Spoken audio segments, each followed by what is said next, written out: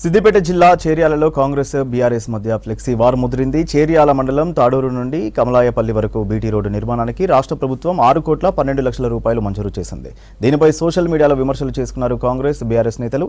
తమ నాయకుడు కొమ్మూరి ప్రతాప్ రెడ్డి కృషితోనే నిధులు మంజూరయ్యాయని కాంగ్రెస్ నాయకులు చెబుతున్నారు. అయితే ఎమ్మెల్యే పల్లా కృషితోనే బీటీ రోడ్డు నిర్మాణానికి నిధులు మంజూరయ్యాయంటున్నారు బీఆర్ఎస్ లీడర్లు. రెండు పార్టీల నేతలు విమర్శలతో పాటు ధర్నాలు, రాస్తారోకోలు చేశారు.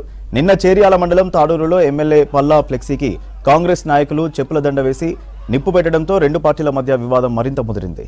తమ నేతను అవమానించిన కాంగ్రెస్ నాయకులను అరెస్టు చేయాలని 2 రోజులుగా పోలీస్ స్టేషన్ ముందు ఆందోళన చేస్తున్నారు బీఆర్ఎస్ లీడర్లు.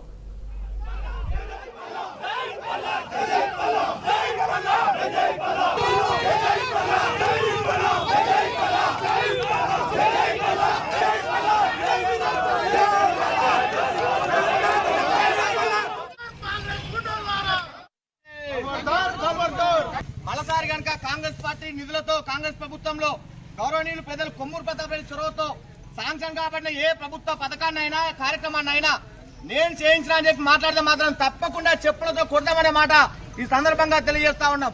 చేయించిన పథకాలను నేను శాంక్షన్ చేసిన అని చెప్పుకోవడము 6,12,00,000 అంచనా వ్యయంతో గౌరవనీయులు శాసనసభ్యులు పల్లా రాజేశ్వరరెడ్డి గారు 2024 10వ నెల 22వ తారీఖు నాడు రాష్ట్ర ప్రభుత్వానికి ఈ రోడ్డు రిన్యువల్ చేయాలని చెప్పేసి వారు ప్రతిపాదనలు పంపడం జరిగింది. మరి రాష్ట్ర ప్రభుత్వం కూడా సానుకూలంగా స్పందించి ఎమ్మెల్యే గారి కోరిక మేరకు, ఈ ప్రజల కోరిక మేరకు ప్రభుత్వం కూడా 6,12,00,000 రూపాయలను శాంక్షన్ చేయించడం జరిగింది. ఈ శాంక్షన్ చేయడంలో ప్రధాన పాత్ర పల్లరాజేశ్వరరెడ్డి గారు మినిస్టర్ తోటి మాట్లాడి స్వయంగా ఆయన దగ్గరుండి ఈ ఒక్క రోడ్డును శాంక్షన్ చేయించడం జరిగింది. మరి దానికి ఇవాళ కాంగ్రెస్ పార్టీ నాయకులు ప్రతాప్ రెడ్డి సారథ్యంలో వాళ్ళు పల్లరాజేశ్వరరెడ్డి కాదు, మేము శాంక్షన్ చేయించడం, మా కొమ్మూరు ప్రతాప్ రెడ్డి శాంక్షన్ చేయించిందని చెప్పేసి వికృత చేష్టలకు పాల్పడడం నిజంగా సిగ్గుచేటు. ఏదైనా ఉంటే చెప్పుకోవాలి, వాళ్ళు చెప్పుకోవడంలో తప్పులేదు, స్వేచ్ఛ హక్కు ప్రతి ఒక్కరికి ఉంది, చెప్పుకోవాలి. మీ భజన మీరు చేసుకోవాలి, అంతేగాని ఎదుటి వాళ్ళు మీ అనసభ్య పదజాలంతో మాట్లాడితే మాత్రం బాగుండదు, అది సరైన పద్ధతి కాదు. పల్లరాజేశ్వరరెడ్డి గారి ఫ్లెక్సీ తాడూరు గ్రామంలో చెట్టు కట్టి ఆ ఫ్లెక్సీకి చెప్పుల దండలు వేసి నీచమైన అసభ్య పదజాలంతో ఎమ్మెల్యే గారిని మాట్లాడడం సరైన పద్ధతి కాదు.